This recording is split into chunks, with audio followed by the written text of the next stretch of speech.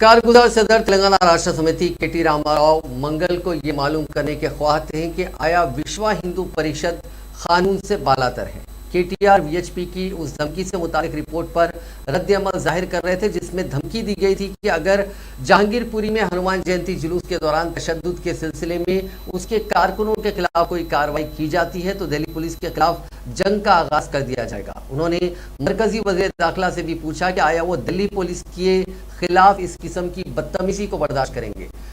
KTR ने मंगल को एक ट्वीट के जरिए पूछा कि आया वजीर दाखिला अमित शाह जी या अफराद कानून और ताज़ीरात हिंद की दफात से बालातर है। केटीआर ने मरकजी वजीर दाखिला से मुखातिब होते हुए पूछा कि आया वो दिल्ली पुलिस के खिलाफ इस किस्म की धमकी को बर्दाश्त करेंगे जो राज तौर पर आपको रिपोर्ट करती है।